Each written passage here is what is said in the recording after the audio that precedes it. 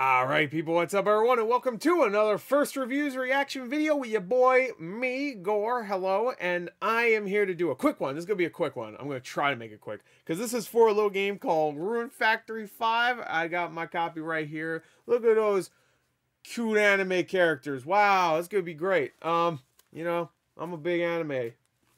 Period. That's an anime fan. Just I'm a big anime. It's me. Hello, Gore, the anime god. Anyway, so I'm here to take a look at the first reviews for that game, even though I can play it right now. But I want to see the first reviews, baby, because I saw IGN posted their review, so I'm assuming that means everybody else did. I mean, it came out today, so I'm assuming people put reviews up. So sucks that this comes out so close to Kirby. I'm just gonna be flip flopping between Kirby and Rune Factory 5. I loved the fourth game. That was my first Rune Factory game. I always wanted to play Rune Factory. I just never got around to it. And the fourth one came out on the Switch a couple years ago, and I played it and had a great time. Loved it. Didn't finish it, but I got like 50 hours in, and I had a really good time with it. So it was a little, it was still really good, but it was a little dated. So hopefully this game gets better reviews, and is a little bit better when it comes to its mechanics and stuff. But even if it's not, I'll probably spend a lot of time in it anyway. So unboxing for that, by the way, soon. So anyway, let's go. Let's see. I'm probably gonna guess like low 70s, honestly. Like, I don't think it's gonna get like amazing reviews, but I'm always hopeful for more, because these farming games, I feel like a lot of them recently haven't been like the highest rated ones. I think Story of Seasons, like Friends of Mineral Town, was like the highest rated one recently, and that was like high 70. Anyway, let's go. Okay, it's not on the front page if it is there. Oh, look, Ghostwire went to 76. All right, let's see. Oh, whoa. Oh, no. The lowest of 70. Oh. I paid $80 for you, my dude. God damn. Fuck. All right, anyway, well, 70's still good. I don't care. That's what the last Story of Seasons game got, like the new one, not Friends of Mineral Town, the Olive Town, I think it's called. It got around to like the same scores, and I really like that game too. I spent like 40 hours in that one. Go away, please. All right, so yeah, there's a 9 out of 10 there, but there's a what is that? A 4.5. Oh no, that's not good. All right, let's just read a few of these. Let's read the 9 out of 10. A game as jam-packed as Rune Factory 5 runs the risk of being overwhelming, but each facet works in tandem with the others so seamlessly that it blurs the lines between where one element ends and another begins. It spaces out the infinite gameplay loop of farming sims with simple but enjoyable dungeon crawling and tosses in an endearing cast of characters. That's good to know. That's good to know. Gotta have the characters be likable, because I played that Harvest Moon game last year, and I played a few hours, and immediately I'm like, I hate all these characters. They're all so fucking lame. Despite how full the game is, it's likely you won't be able to get enough of it. As it's in capturing nature always leads into something else for you to do. Yeah, once you've settled into Rune Factory 5, you're in it for the long haul. Yep. Even Rune Factory 4, which I did not finish, I got like 40 something hours in, maybe 50 hours. I think it was like around there. Anyway, Rune Factory 5 doesn't break the mold, but it's still definitely worth your time for returning fans and potential new ones. Hell yeah. Rune Factory 5 delivers an addictive mix of farming and dungeon crawling, although it doesn't leave a great first impression. If you stick with it, then you'll spend hours exploring memorable dungeons, befriending lively villagers, and growing your crops all year round. So it doesn't have the best beginning.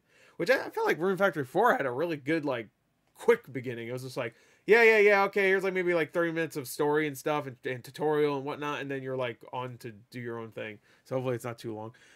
Rune Factory 5 is about as safe and unambitious of a sequel as you can get. It feels and plays a lot like Rune Factory 4.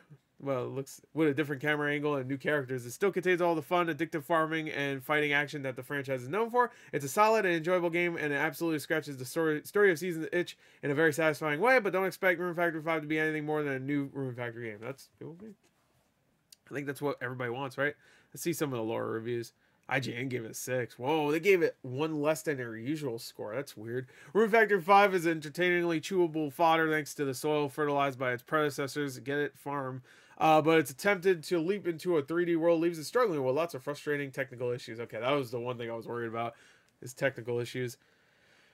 Let's see what they said. When designing a farm sim, there's a line between quiet, cozy routine and abject tedium. Rune Factory 5 lands squarely in the latter. The occasionally enjoyable combat cannot make up for the unreliable farming controls, repetitive music, poor performance, ugly visuals, and lifeless world. One or two of these shortcomings could have been forgiven if Rigbarth was a world. That's the name of the fucking world. Was a world worth soaking in, but it's simply not. The mountain of issues amounts to Rune Factory 5 being lesser than the sum of its faults and one of the year's biggest disappointments so far. Oh no. Let's see what Kotaku has to say. I feel that Rune Factory 5 gave up a lot of creative maneuverability by shifting from an overhead view farming sim into a 3D open world game. Rigbarth doesn't have the same intimate fantasy charm. The characters are forgettable. Oh no! And the world feels emptier than Rune Factory has ever felt. Rune Factory 5 needed a focused creative direction, not open world freedom. Okay. I didn't know it was like straight up open world, you know? Like I thought it was going to be open, but like kind of like what Rune Factory 4 was open, you know? Because you can technically go anywhere you want in that game. Yeah, I mean, you have to open things, but yeah. Yeah, open up environments or whatever. Rune Factory 5 should satisfy fans and cozy game enthusiasts, but it's not quite as friendly for newcomers. Okay, that sucks. Lacking innovation and technical prowess, Rune Factory 5 compensates with a solid and faceted experience that could eat a good chunk of your spare time if you get entangled in its intricate web of different mechanics. The Mako Reactor. That's a fun name for a site. Is that even allowed? Are you allowed to? I guess you can. It's an ambitious entry in the series. It does many things well, but one that suffers thanks to a plethora of technical and structural issues. Despite building on Rune Factory 4 in some nice ways, Rune Factory 4 Special remains one of the best games in a very long time, while Rune Factory 5 feels like it needed more time to reach its full potential. Really? Okay. I thought Rune Factory 4 Special was really good. It just looked not great, which I guess the same thing here. I mean, to be fair, that was a 3DS game that they ported over and made it look a little nicer. I mean, 70 is still not bad. I mean, I'll take a 7, I guess. Let's go to OpenCritic. I'm real upset about it, though. Oh, 71. There you go. It's getting better. And look, Ghostwire is a 77. See, everything's getting better. So a lot of 7s. Okay, so it just has less reviews. That's probably why it has a 71. All right. Well, 46% critic recommend, though. Damn. That's not good. Because you could give a 7, still not recommend it. So that's why they have that there. All right, well, maybe it's still fun. I'll find out later. Anyway, I like the last Story of Seasons game, and that one got around the same reviews. So just give me something I can just fucking chill out with. I don't care. But I will have an unboxing for it later today. So look forward to that if you give a shit. And that's the Earthmate edition. I don't know why it's called that, but I guess it makes sense in the story. Anyway, there you go. That's it. Hope you enjoyed it. Thank you. Until next time. I'll see you guys later. Goodbye.